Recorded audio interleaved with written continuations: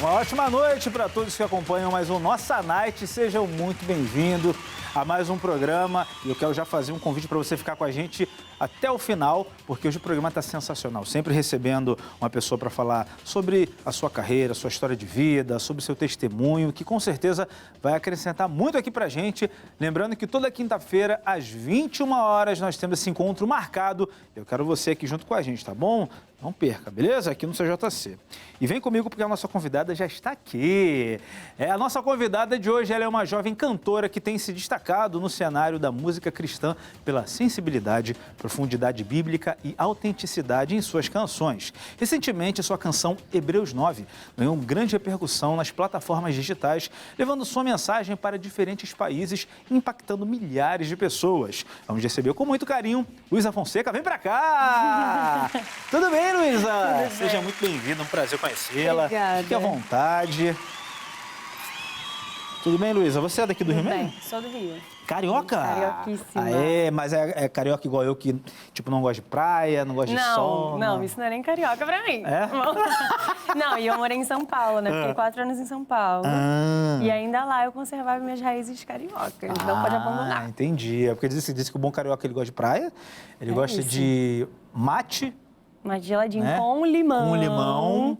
Eu confesso que eu não gostava de mate. Foi um processo que depois ficou natural. Hoje eu gosto de mate. Eu gosto até daquele que tu compra a erva mesmo, faz em casa. Muito bom. Eu Sério. gosto, né? Para quem não gosta, Que bom. É bom. Muito bom. Ô, Léo, antes quero agradecer nosso amigo Júnior Silva, né, cantor aqui da Graça Music, que indicou você. Vocês são da mesma igreja? Acho que ele viu você não sei se foi na rede social ou vocês são da mesma igreja? Eu acho que a gente é da mesma igreja. Ah, que bacana, cara, legal. Mas eu falei, Júnior, você me indicou, vamos trazer. Ô, Luísa, como que a música entrou no seu dia a dia, na sua vida? Você teve influência na família, desde pequeno? Como é que funcionou com você? Cara, eu sempre fui muito musical. Quando eu era criança, assim, a minha mãe chamava de musical da Disney, porque eu sabia todas as músicas da Disney, eu sabia todos os jingles de comercial. Então, assim, tava tudo gravado já na minha identidade. E a minha família é uma família bem musical. O meu pai, ele é percussionista, ele tinha uma bandinha com o irmão dele. A minha irmã é uma artista já consolidada também, só que ela não é do meio gospel, ela é de um outro meio. E a gente meio que cresceu, assim, com uma família bem musical. E a minha mãe, ela bate palma, né? Ela concorda e ela ri a cena. Não, mas bate palma no tom, né? Talvez. Porque tem até bater palma Nem fora no do tom. Né? Todo mundo aí. Que vale a intenção, o coração. E, cara, desde pequena eu tive esse contato bem íntimo com a música, né, dentro da minha casa. Sim. E aí, inclusive, eu lembro de vários momentos que a gente tava, eu, meu pai e minha irmã, sem nada pra fazer em casa. A gente se juntava, assim, nós três. Aí ele pegava a percussão, minha irmã pegava o violão e eu não sabia fazer muita coisa, né, sabia cantar. Queria acompanhar, né, Então, tive isso bem de perto, assim, as minhas primeiras experiências. Com contato com a igreja também, né? A gente tem acesso à música, à arte muito fácil. Sim. Então, participei de cantatas, coral, já solei no coral. Que legal. Então, foi um contato muito, muito íntimo. Até, por exemplo, dividir voz, eu aprendi com a minha irmã, não fiz nenhum curso. Você chegou a fazer aula? Cara, nunca, mas foi algo muito natural, assim, eu não queria fazer a mesma voz que ela, eu falei, cara, preciso achar uma outra opção aqui. E a gente foi conseguindo equilibrar e, enfim, desenvolvemos esse relacionamento, assim, bem íntimo com a música. Que legal. Eu pergunto porque, geralmente, quando alguém canta ou está envolvido com música, ou tem influência de alguém em casa, ou é o extremo, ou não tem influência de ninguém. Porque acontece de pessoas não terem ninguém na família, o que canta, o que toca, né? Mas aí, de alguma forma, naturalmente, acontece esse contato, né? E eu sei que você tem...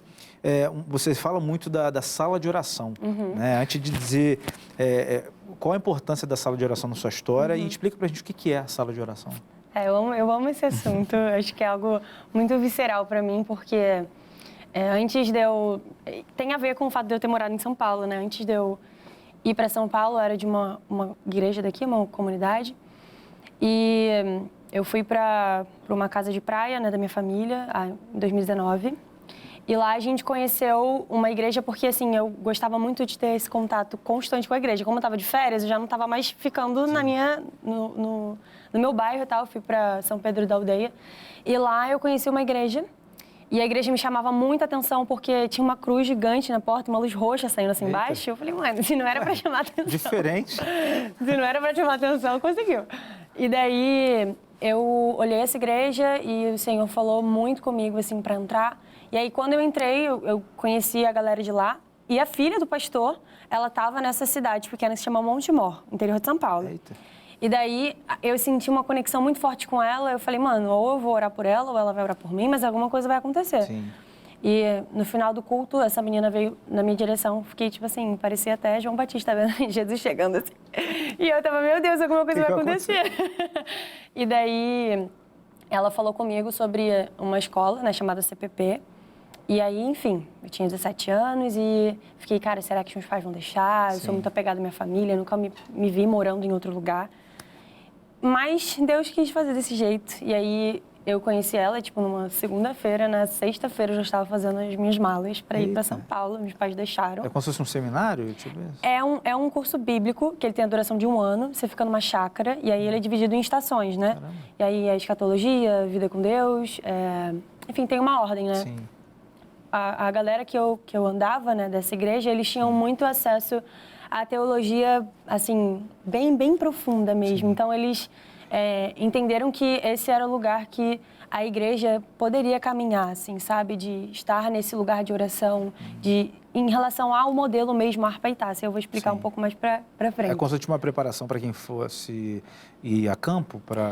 Então, a ideia não era nem um missionário de campo, era um missionário de vida mesmo.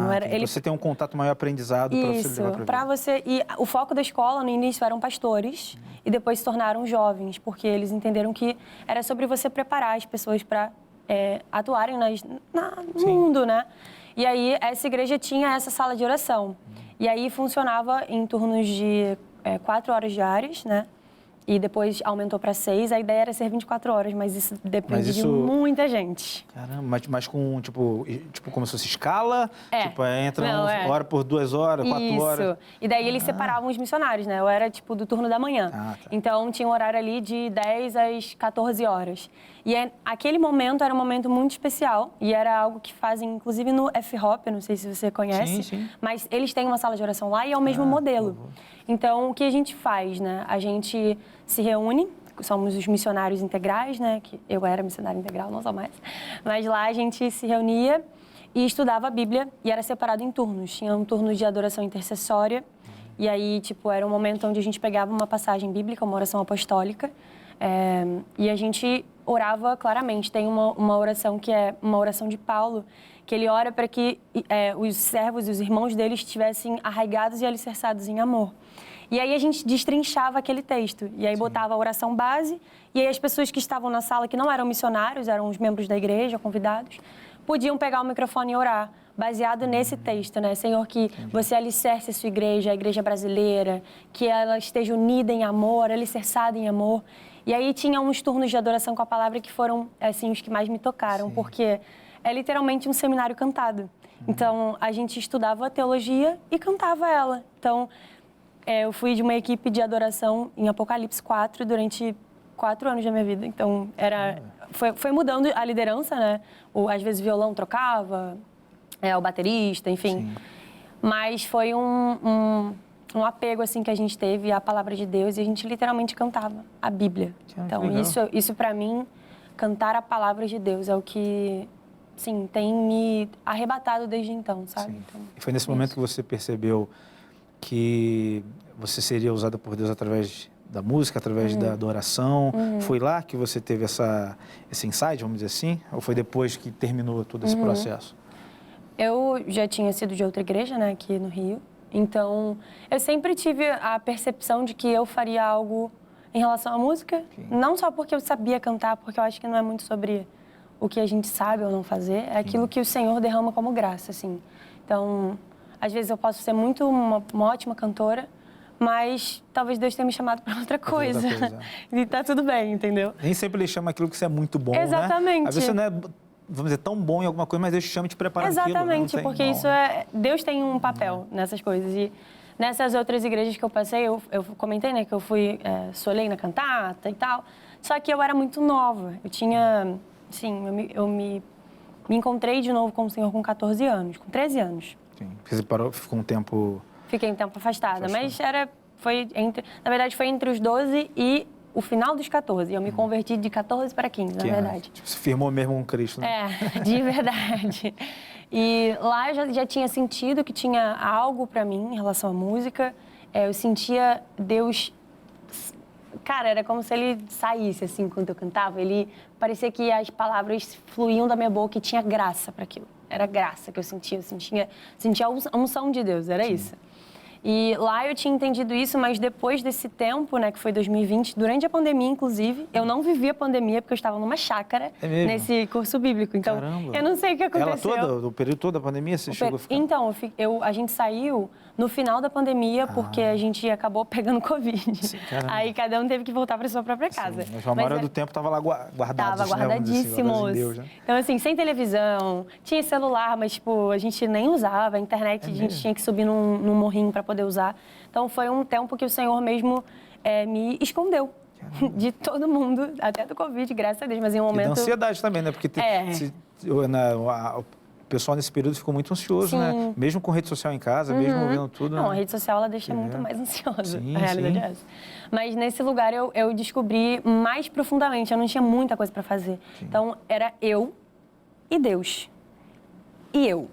Era eu olhando no espelho, vendo as minhas fraquezas, vendo as minhas dádivas e, ao mesmo tempo, olhando para Deus. E era uma contemplação constante, assim, do Senhor, dos meus abismos, de tudo. Então, foi a gente dizer que era uma panela de pressão. Sim. Então, ali eu pude entender mais claramente como Deus queria me usar. E, principalmente, quando eu fui para a igreja, né, para a congregação que é vinculada a essa escola, foi ali que tinha sala de oração. Então, ali eu entendi mais profundamente, assim, que Deus estava querendo me usar em relação à música, assim. Legal, legal.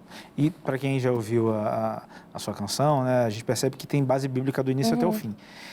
Você acredita que é assim, justamente por tudo que você aprendeu lá? Você acredita que é importante mesmo, de fato, a canção, ela está baseada 100% na palavra de Deus, na Bíblia? Olha, eu costumo pensar que existem muitas formas de adorar o Senhor, né? Tanto na vida ordinária, tanto com as nossas atitudes, os nossos hábitos, tanto com a música. E eu acho que existem várias vertentes. Para mim, aquilo que eu acho que é mais saudável e que, de fato, a Igreja de Deus precisa ouvir em todo o cenário da Igreja brasileira, com tudo que tem acontecido, eu acho que não existem outras palavras que a Igreja possa usar melhores do que a palavra do Senhor. Eu acho que está tudo bem a gente cantar sobre a nossa fome, sobre o nosso anseio, sobre o quanto a gente precisa, o quanto a gente está quebrado, mas eu acho que existe algo já estabelecido pelo Senhor, aprovado por Deus. Não que, enfim, clamar por mais de Deus não esteja aprovado pelo Senhor, mas existe algo ali escrito que é segundo o coração de Deus, sabe? O próprio Senhor se chama de a palavra de Deus, então é algo que está extremamente vinculado ao caráter de Deus. Então, eu acho que a igreja, ela precisa entender esse papel de nós acreditamos na palavra, achamos ela suficiente, a palavra de Deus é suficiente, então nós a proclamaremos. Até sobre a música, eu falo que eu não tenho mérito nenhum, porque é literalmente a Escritura. Eu acho que a Bíblia é tudo que a gente precisa ouvir, é tudo que a igreja precisa cantar, é tudo que ela precisa proclamar, é o suficiente para curar as pessoas, é o suficiente para edificar uma comunidade, é o suficiente para restaurar um líder que caiu, é suficiente, sabe? Então, eu defendo muito isso de músicas que trazem a suficiência da palavra. E, enfim, eu acho muito bonito depender do Senhor através da palavra e ressoar, por exemplo, Salmo 23, cara, tipo, sabe? É diferente cantar isso de volta para o próprio autor disso, sabe? Para a própria inspiração das Escrituras, enfim. Eu defendo muito de que a gente precisa cantar a palavra de Deus, mas está tudo bem também cantar sobre a minha fome, o meu anseio, mas, enfim, preferências. É porque geralmente quando a gente fala em canção, em cantar, em louvar, é uma adoração que está ligada intimamente às características de Deus, né? A exaltar, a dizer o que o Senhor é. Exatamente. Né? E a gente percebe que quando a gente vai analisar algumas canções, fala muito mais, às vezes muito mais de nós do que de Deus, né? Acho que tem que ter essa visão também vou ser sincero, já tem louvor que eu ouço que eu faço, isso aí não leva perto de Deus, não. Acontece. E aí eu acho que a gente também tem que ser sensível a esse nível, né? De não achar que, bom, a melodia tá bonita, bom, o arranjo tá ótimo, tá perfeito, a batida tá legal, fica na cabeça, mas se tu for analisar a letra, não faz tanto sentido. É uma letra comercial, talvez. Sim. Aquilo que a gente gostaria de ouvir, aquilo que a indústria fonográfica gostaria de vender. Você acredita que isso tem acontecido muito no meio cristão? Sim. Sem polêmica, mas você acredita? Mas acontece, eu acredito que no meio de toda geração tem algo acontecendo, né? Tem um lugar onde todos estão caminhando, né? Porque talvez seja mais conveniente, talvez seja algo que vende melhor. Mas eu também vejo um remanescente, sabe? De pessoas andando nessa contramão. Às vezes a gente só pensa, tipo assim, não, estamos na contramão do mundo. Então todos estamos andando juntos, cristãos, de uma direção. Mas às vezes tem gente que não está andando na mesma direção. Tem gente que está seguindo um movimento, tem gente que está seguindo um líder, está seguindo uma ideologia dentro da igreja. Mas eu, assim, pessoalmente, até compartilhando o meu coração, eu sinto muito, Senhor, olhando o cenário da música, eu prefiro olhar com mais esperança do que... com um olhar crítico, né, de quem não está fazendo. Porque isso não vai acrescentar, né, na edificação de um lugar para Deus, né, uma adoração verdadeira. Então, eu vejo essa contramão, mesmo no mundo cristão, de pessoas cantando canções que Cristo é a centralidade. E eu já vejo isso acontecendo há um tempo, mas especificamente agora, assim, eu vejo ao meu redor pessoas sendo levantadas mesmo para... consolidarem aquilo que precisa ser consolidado, falar sobre aquilo que precisa ser falado, honrar aquilo que precisa ser honrado. E às vezes não é o bonitinho, não é o divertido, não é o que rima. Tá perfeito ali, né? Tá bem arranjado. Performance, é só a palavra de Deus, é só Jesus como um centro, sabe? O centro da canção, da adoração da igreja. Sim. Isso. E como que surgiu a canção Hebreus 9? Como que foi a composição? Como que Deus deu isso para você? Cara, foi um momento muito especial. Eu sempre guardo ele no meu coração. Nessa outra comunidade que eu fazia parte, a gente saiu com um trio para ministrar numa igreja.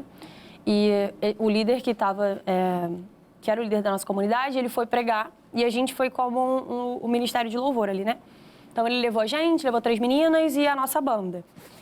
E, cara, foi muito especial porque eu senti muita graça de Deus, assim, naquele momento de adoração.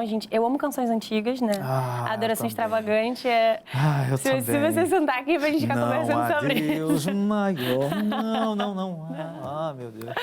Então, assim, eu acho que é algo que mexe muito comigo. A gente estava cantando uma canção antiga e a gente cantou uma também que era maravilhosa. Lembra qual é? Não há mais medo, culpa em mim. Esse é o poder de Cristo por toda a minha vida aqui. Dele serão os meus dias. Nem o poder do inferno irá das suas mãos me afastar. Até voltaram me chamar. Só em Jesus confiarei. E aí era... Tipo, só que são várias estrofes que, sei lá, arrebatam o coração, Cada sabe? estrofe é uma pedrada. Uma pedrada no coração. E, cara, foi muito especial porque a gente cantou essa canção e a gente tinha esse lugar de adoração espontânea, né? Enquanto a gente não tinha uma revelação clara daquilo que a gente precisava fazer, a gente seguia nos espontâneos e tal, cantando, enfim. E nesse momento eu me lembrei de um turno que eu fiz com o tecladista que estava lá no dia. E... eu lembrei dele comentando sobre isso. Eu acho que eu nunca nem falei sobre isso. A gente fez um estudo e era sobre a suficiência de Cristo. E aí, num turno, tudo que a gente cantou foi Cristo, basta, e mais nada. E ele ficava num contracanto, tipo assim, ele é melhor do que, sei lá, melhor do que o vinho, melhor do que uma família estruturada, melhor do que um bom emprego. E a gente ficava, Cristo, basta, e mais nada. E eu lembrei dessa frase nesse momento. E aí era como se a minha boca só abrisse e a palavra jorrasse, sabe? Então, foi basicamente fruto de estudo, foi fruto de dedicação, fruto de comunhão, fruto de ouvir aquilo que os meus irmãos estavam falando durante os nossos estudos, durante os nossos treinamentos, né, antes da adoração. A gente costumava se reunir tipo, uns 40 minutos antes de cada turno. E foi nesse momento que saiu, né? Pois alguém adentrou o mais alto tabernáculo e rasgou o véu com o seu próprio corpo. Cristo, Filho de Deus, elevado às alturas. Você morreu uma vez só. E isso é suficiente. E aí, quando eu percebi, eu olhei pra frente, assim, tinha um holofote muito forte no meu rosto, então não estava enxergando muitas pessoas. Eu só não via mais ninguém na minha reta de visão. Já em espírito, eu olhei no chão, assim, e falei, gente, o que tá acontecendo? Ou tá subindo, ou tá todo mundo no chão. E foi um momento muito especial, porque sentir a presença de Deus e ser usada por Deus é muito precioso. Então, eu me senti cheia do poder de Deus. E depois disso, eu recebi um take, né? Tinha uma gravação completa no YouTube, mas infelizmente foi retirada do ar. O canal, enfim, não tá mais no ar. E foi muito especial, eles postaram isso e a galera da igreja... Mano, esse momento foi muito especial. Postaram um take no Instagram. Esse momento foi muito especial e começou muitas visualizações. Eu falei, caramba, interessante. E aí eu fui lá e... Não tava esperando, Não, né? nem um pouco. Nunca no Brasil, na vida da Terra. E daí eu cheguei, eu postei um videozinho, né, cantando essa música e aí começou. Aí um dia eu acordei, tava em 10 mil. Aí eu já tava, tá bom, uma coisa estranha. E aí já tava em 20, aí tava em 30, tava em 100, 200, 300, 400, até 600 e pouca. Então, foram 600 mil visualizações no Instagram. Caramba! E o Senhor começou a soprar. E aí, pessoas de várias nacionalidades me procuraram, né? Principalmente a América Latina, né? Mas Espanha, Colômbia, Uruguai, Paraguai e tal. E mexeu muito comigo, porque eu vi que o Senhor Jesus estava intencionado. Eu falei, mano, eu preciso gravar essa canção. Só que, detalhe, isso aconteceu em 2023. Então, assim, tem bastante tempo. E eu fiquei gerando essa canção, e aí quando eu postei o espontâneo videozinho meu, no meu perfil, ano passado. E aí começou uma crescente. E aí o Senhor começou a trazer de volta, né, essa canção. E aí, enfim, eu conheci pessoas incríveis que me ajudaram a gravar, músicos incríveis que eu tenho prazer de trabalhar. E a gente expôs isso na internet e foi tudo orgânico. O meu maior marqueteiro foi o Espírito Santo, porque ele Tipo, você não foi algo que você planejou, né? Nunca. Vou soltar essa canção agora, vai nunca. bater... Não, foi algo que... Foi muito despretensioso. Eu falei, é a minha música, eu vou postar, né? Não sei. E daí a gente postou, tem um mês, a gente postou no dia 11 de abril, no Spotify, YouTube, enfim. E aí deu 280 mil visualizações, assim, ouvintes, né? Em um mês e meio. Mas eu queria que você desse uma palhinha pra gente, a capela aqui. Claro. Pode? Posso. Vou cantar a parte do refrão. Tá bom. Tá. Pois alguém adentrou o mais alto tabernáculo e rasgou o véu com o seu próprio corpo. Cristo, Filho de Deus, elevado às alturas, você morreu uma vez só, isso é suficiente. Aê! Show de bola, bonita, hein? Bonita. Com certeza a galera que está nos acompanhando também já viu nas redes sociais, está no Spotify também, né? Spotify. Aí, no final também ela vai deixar aqui mais lugares onde você pode assistir. Ô, Luísa, você disse que não estava planejando, né, esse boom, essa visibilidade. Você já recebeu algum testemunho de alguém falando, poxa, eu ouvi essa canção, Deus falou comigo, tocou no meu coração, tá? Você recebe também muito. Como é que é esse feedback nas redes? Acho que minha maior atuação hoje em dia é no Instagram, né? Então, sou bem ativa no Instagram, trazendo as novidades, tudo assim, programas que eu estou participando, músicas, projetos. E eu recebo muito retorno, assim, das pessoas, muito carinho. E, assim, eu escuto direto, essa música... Mandam aquele negócio do Spotify, né? Tipo, as mais ouvidas. Ah, sim. Aí sempre tá lá, você é meu top 1. Eu falo, que bom. Mas, fora isso, eu tenho recebido muitos testemunhos, assim. Legal. Eu já recebi um testemunho de uma pessoa, ela tinha falado que ela estava muito triste, ela tinha perdido muitas coisas. No mesmo mês, ela perdeu o namorado, perdeu o emprego dela, enfim, ela estava meio desiludida, tinha tentado, né, contra a própria vida. E ela falou, cara, essa música chegou para mim e eu tenho aprendido sobre a suficiência de Jesus. de que ele é suficiente para mim. E aí eu tava no meio de um encontro com os amigos e eu fiquei, caraca, fiquei meio perplexa, assim. E fora Brasil, tipo, outras pessoas que têm entrado em contato comigo. Já recebi recentemente, semana passada, uma menina, eu acho que ela era da Argentina, se eu não me engano, ela comentou na mensagem. E ela falou, cara, essa música chegou pra mim, graças a Deus pelo algoritmo, chegou no meu perfil. E eu quero dizer que essa música tem tocado muito meu coração e que Deus... E é sempre isso, cara. Obrigada porque essa canção tem me mostrado quanto Jesus é suficiente. Não é então... tipo, a sua canção é muito bonita, né? Não é isso. Dá pra perceber que é algo que tá fazendo para Deus ali, que tá levando a pessoa para perto de Deus. Sim, né? Então acho que não tem melhor reconhecimento do que as pessoas verem que aquilo foi para Jesus e não só... Eu amo estética, eu amo beleza. Nada que eu faço, tipo, para Hebreus 9, por mais que eu fale sobre a centralidade da palavra, eu não acho que as coisas ao redor precisam ser feitas de qualquer jeito, né? Sim. Então, acho que a vida, a gente precisa ser excelente em tudo que a gente faz. Então, do anúncio que eu vou fazer no meu story sobre a música, até a forma como, sei lá, enfim, eu faço ornamento no meu Instagram, faço as coisas, enfim, gravo os vídeos. Tudo tem a ver com a beleza, mas não é isso que ressoa, que mais resplandece o meu trabalho, a minha estética, mas é a palavra. Então, enfim, as pessoas têm sido alcançadas e para mim isso é um motivo de muita alegria.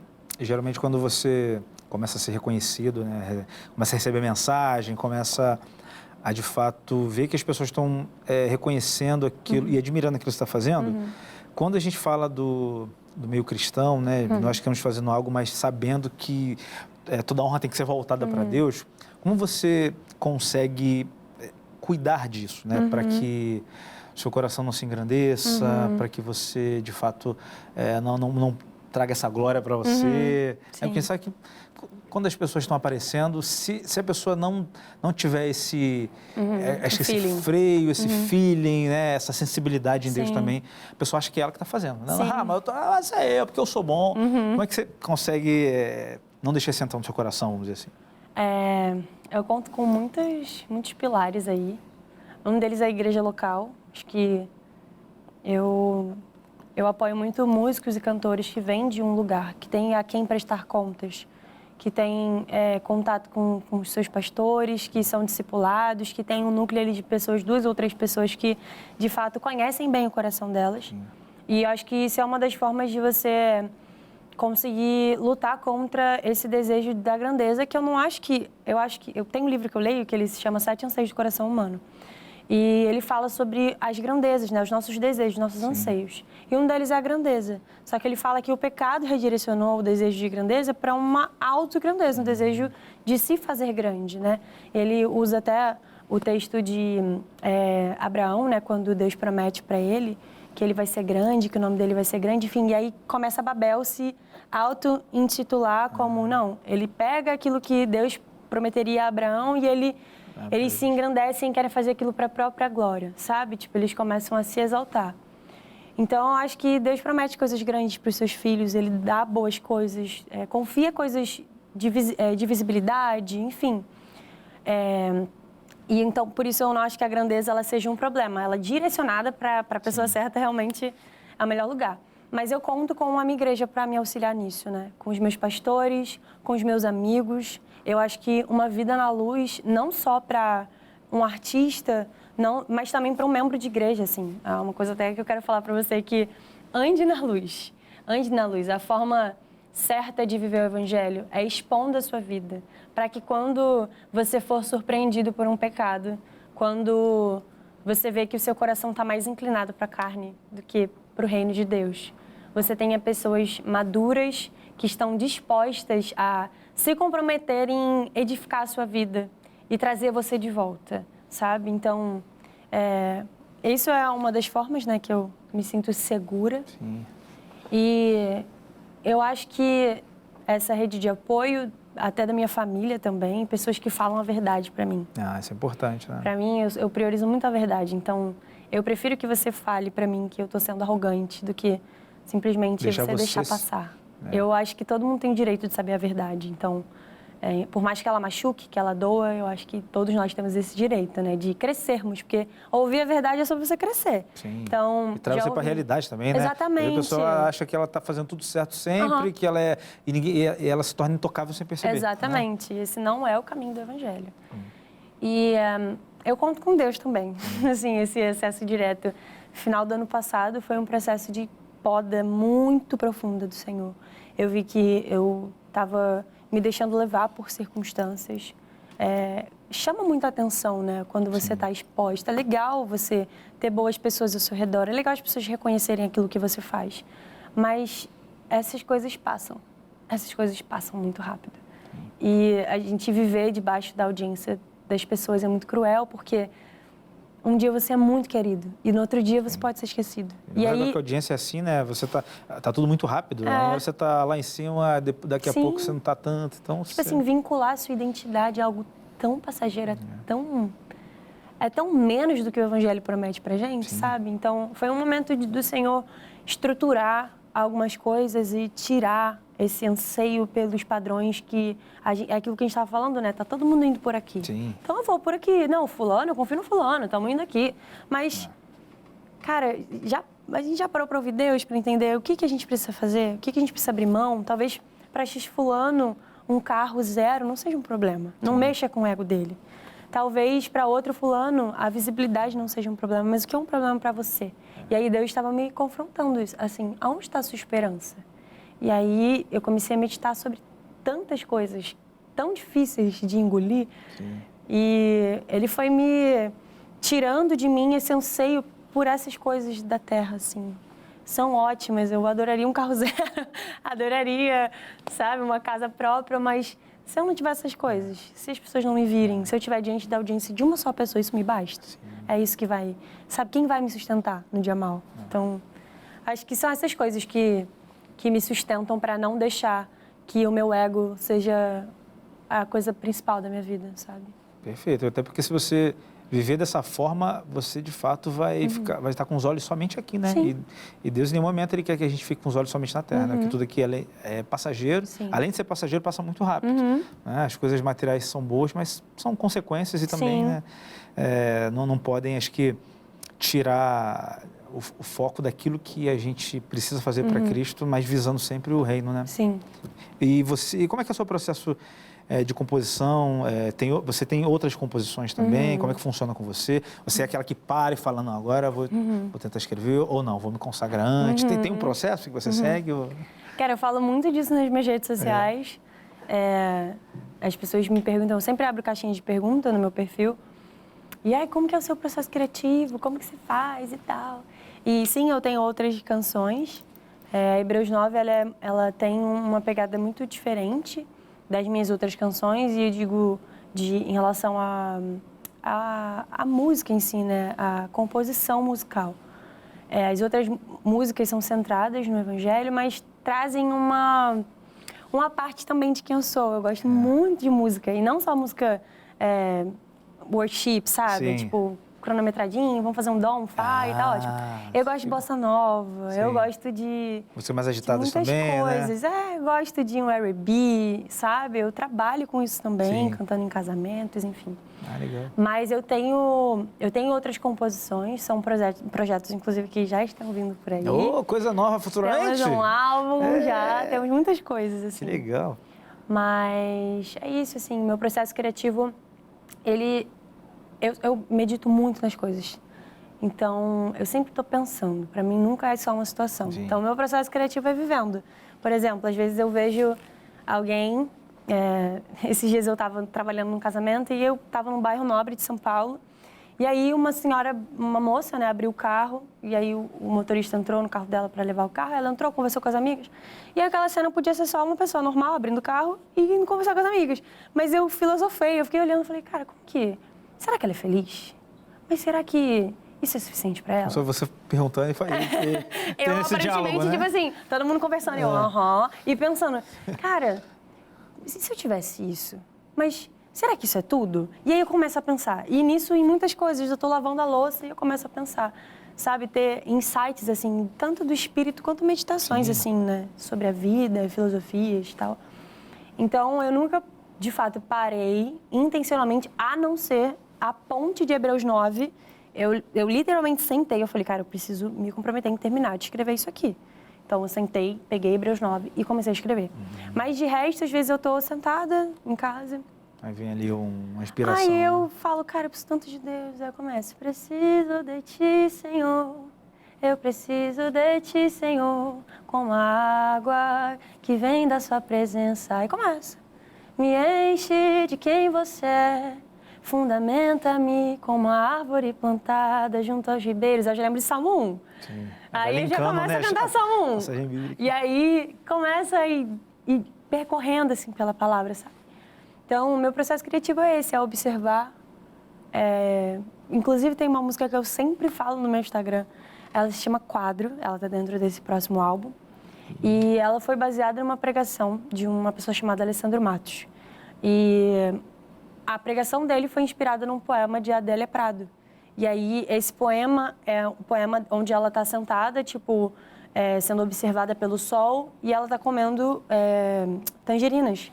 E aí ela começa a discorrer sobre a vida, e aí ela solta uma frase, que ela começa a pensar, né, o que ela poderia crescer, melhorar e tal, começa a meditar. E aí ela fala que para ela bastava ser observada por Deus. Tipo, ela sabia que os olhos de Deus estavam aquecendo ela. E mesmo quando ela estivesse trabalhando, ou quando ela estivesse sentada no sol comendo tangerinas. E aí nesse dia veio um refrão. Era pra mim basta ser como um quadro pintado pra você observar. E aí eu comecei a discorrer sobre isso, sabe? Pra mim basta ser observada por Deus, e só. E eu sou uma obra-prima nas mãos do Senhor. Todos nós, como o Salmo 139 fala, né? Que as obras dele são maravilhosas e realmente são assombrosamente maravilhosas. Então, se eu considero maravilhoso aquilo que ele fez, imagino que o próprio Deus. Quando ele olha de cima e vê os filhos dele, assim. Então, são obras de arte, assim, pintadas, tecidas pelo próprio Criador. Então, é isso, assim, às vezes são pregações, às vezes... É você que está achando que é um borrão, não, você é uma obra de arte do Senhor. Você é especial. Não se acha que você é só um borrão mal feito, né? Deus, ele caprichou e fez todo mundo, Sim. né, acho que com algo único, né? A gente tem que ter essa visão, esse entendimento, Sim. né? Você falou de novos projetos, né?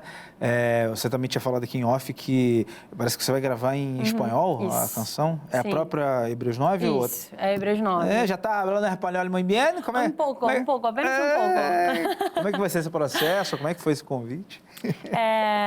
E tem novos projetos, né? A gente já está com um álbum aí para gravar.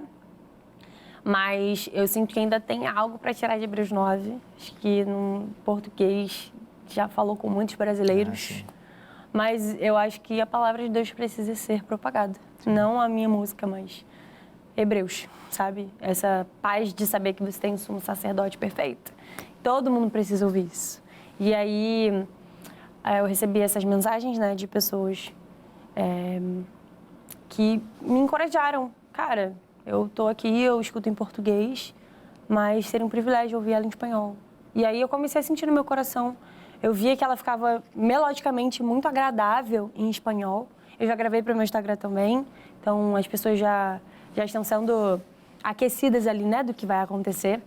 E é isso, assim, é um próximo projeto agora para junho. Então a gente ainda não está com uma data pré-estabelecida, mas agora, essa semana, eu vou gravar. Quinta-feira, amanhã, no caso, né? Eu vou gravar. Hoje a gente está gravando uma quarta. Quarta. Então, amanhã eu já vou gravar Hebreus 9 em espanhol e ela já sai ao ar em junho. Que legal. Então, estou bem animada para fazer isso, esse novo projeto. Bacana. E eu queria que você deixasse uma mensagem para quem, para algum jovem, alguém que está nos assistindo, que talvez sabe que Deus está chamando para algo, mas tem alguma resistência ou acha que não é capaz.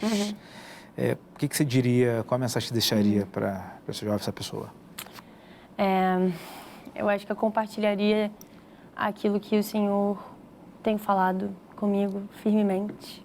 Eu acho que a gente olha externamente, a gente acha, não, fulana tem uma baita coragem, ela é muito eloquente, fulano consegue, fulano canta muito.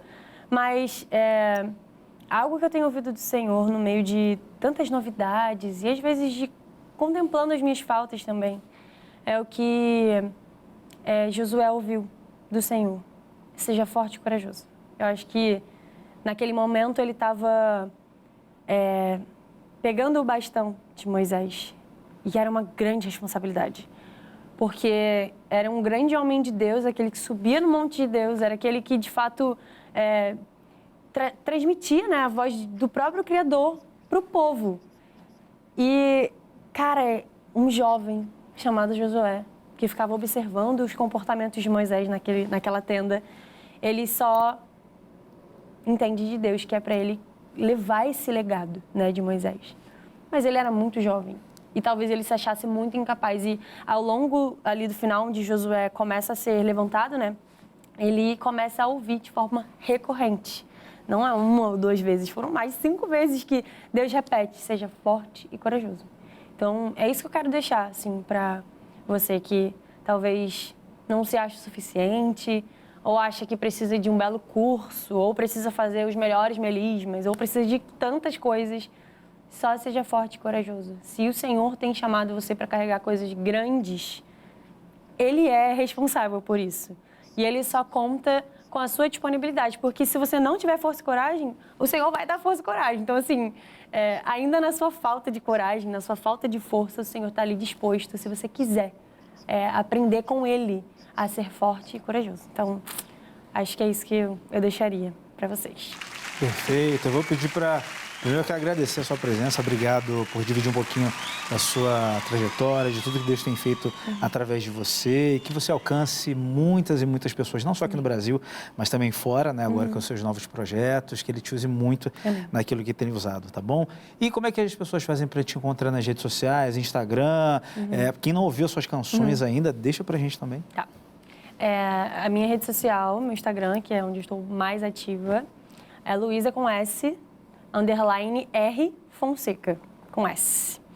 E lá eu compartilho um pouco da minha jornada, compartilho muitas coisas também, eu sou uma pessoa bem alegre, então sempre compartilho algumas bobeiras também. Se você quiser me procurar no YouTube, é Luísa Fonseca, com S também.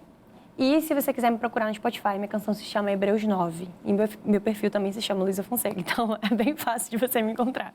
Não tem como não encontrar, só colocar lá no Instagram, no Spotify. Luísa, parabéns, tá? E quando lançar aí os próximos projetos, pode voltar aqui que as portas estão abertas, tá? Foi um prazer e até a próxima. E você de casa, obrigado também pela sua companhia, pela sua audiência. E eu te vejo quinta-feira, às 21 horas, aqui no Nossa Night. Tô te esperando, valeu? Um abraço.